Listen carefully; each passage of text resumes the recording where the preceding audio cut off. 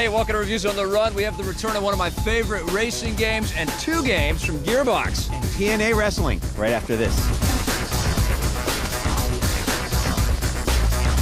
Today on Reviews on the Run, Tom and I are taking a look at Brothers in Arms Hell's Highway, TNA Impact, Samba de Amigo, NHL 2K9 for the Wii, and WipeOut HD. All right, we got lots to talk about here, so let's get rolling. But before we do, our good friend Tom Russo has returned. Veteran gaming journalist and a guy that's reviewed a lot of these titles over the years, right? I've been reviewing games professionally. Since you were 2 or 3 years old? I've been playing games since then, but I would say I've been reviewing them professionally since the 16-bit era. Since the 16-bit era. You might remember the Genesis. Genesis. The 60s, man. The Super NES. Yeah, I was reviewing games on the PDP-1 computer.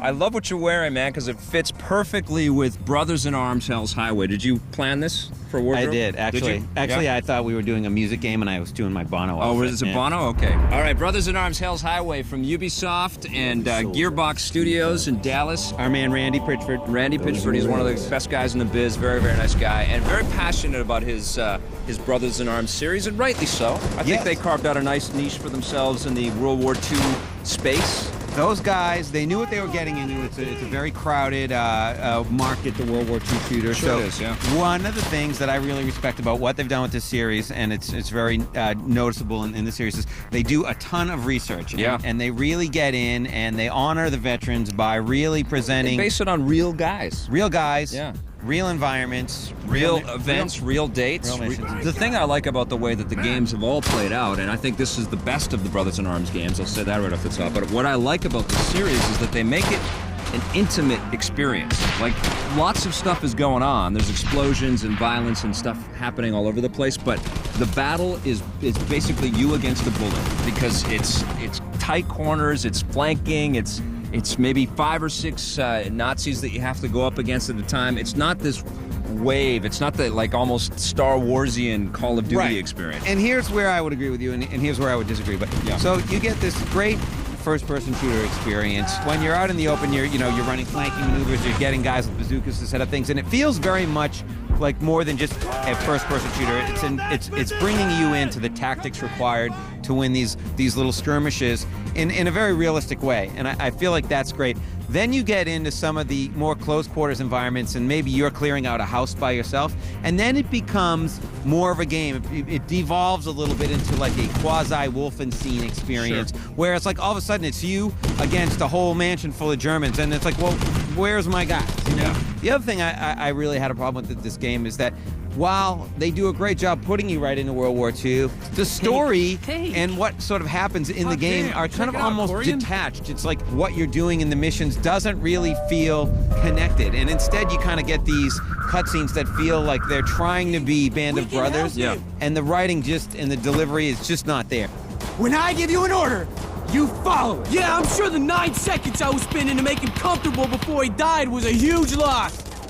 But Why didn't somebody pick up Band of Brothers? Why didn't somebody just make that as a video game? Like, all of these guys tiptoe around the storylines and the events and the characters and the emotional impact of that series, but nobody's made the Band of Brothers game. I still found that some of the command issuing was a little bit wonky for me. Well, putting the cursor exactly where you want it to be, always tricky, and I found that I was letting go of the things, and they were attack enemies, and I'm like, no, go to cover, go to cover. So the AI isn't perfect, and also the control configuration to handle the AI isn't perfect. I mean, compare this game to Battlefield Bad Company. It's not very realistic, it's cartoony, but just the visceral experience of playing that game is unbelievable. And, you know, Call of Duty 4 Modern Warfare was insane last year, and the new one looks incredible, World at War. I mean, I think they're going to have a tough time in the marketplace to really draw a unique spotlight to this game. I don't think it's a bad game, and I think it's definitely worth checking out. And it evolves the series, but maybe it's a little too late. I don't think it's that revolution it needed to be to compete. What are you going to give Brothers in Arms Hell's Highway? As much as I want to be nicer to it, I got to sort of go with my gut and say 7.5. Yeah, I'm 7.5 too.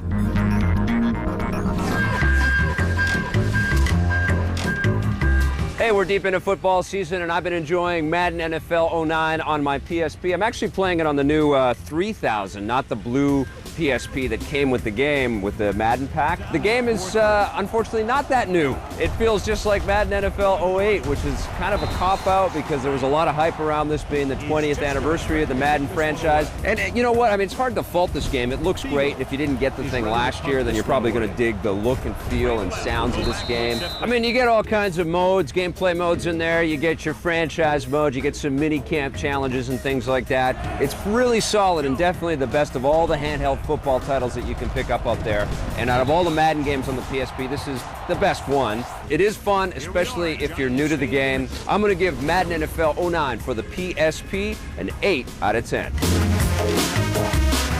All right, stick around. We're going to be right back with those half-naked, big, sweaty men that Tom loves so much. It's called TNA Impact. We'll be right back. Yeah! See how excited he is?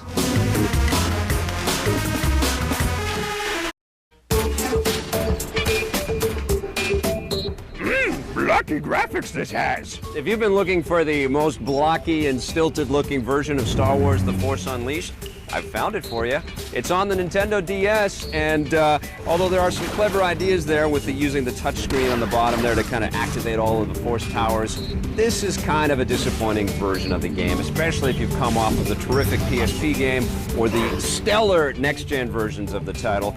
Definitely one of my favorite games of the year, one of my favorite Star Wars games ever. On the other consoles, on this one, it feels so stripped down and barren, and even though the animation's all right and you can kind of get into the Force powers and the lightning and the grip and the blasting everything with your mind and all that stuff, it just doesn't feel as fulfilling. You feel really kind of closed in and hemmed in. You don't have that sense of expansion and that sense of physics freedom that you get in the other versions of the game. This one really is not my cup of tea. I'm not giving Star Wars The Force Unleashed my highest recommendation at all. In fact, I'm giving it a 6.5.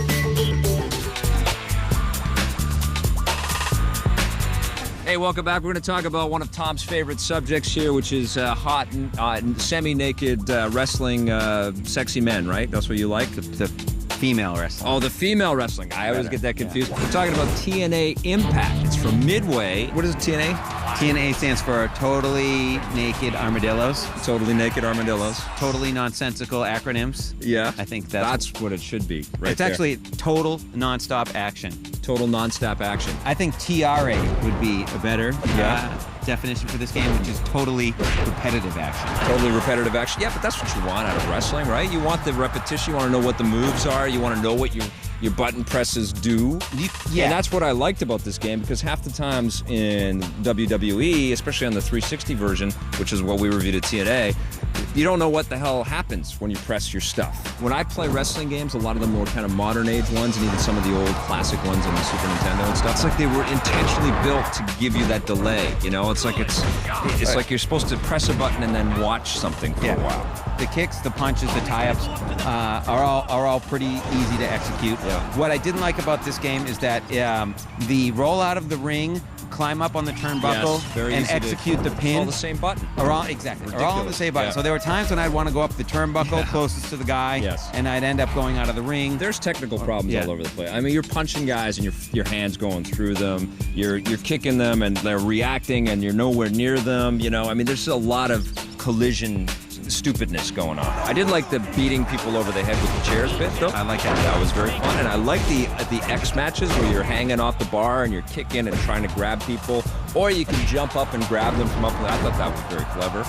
And I also liked the kind of story mode where you get beat up by the LA wrestlers and you end up in some Mexican hospital and have to kind of restructure your face and work your way back into the league. I thought that was pretty clever. Yeah, I mean, that's okay. And then they give you the world's worst tag team partner. Yeah. As you progress through that, they give you Eric, and he's like a total wimp, and you're like, I can't believe this is who they paired me with. You have you're nobody. You got to work your way up again. Yep, so you kind of have to deal with him. Yeah. Did you like Christine's tips? I said tips. Yes. And there aren't that many rings in the game either, and they keep them all locked up, so you have to kind of work your way. There's like 5 or 6 rings. I would have liked to see a little bit more variation in the styles of wrestling right out of the beginning. But good graphics. The fans look awesome. They do. The environments look pretty cool. Very robust to create a character, create a player. Yeah, I mean, look, you're looking for a decent wrestling alternative. We haven't even mentioned online. And there's online play, too. What are you going to give TNA Impact 1, the first one? I want to give it a 6. 6? I'm at a 7.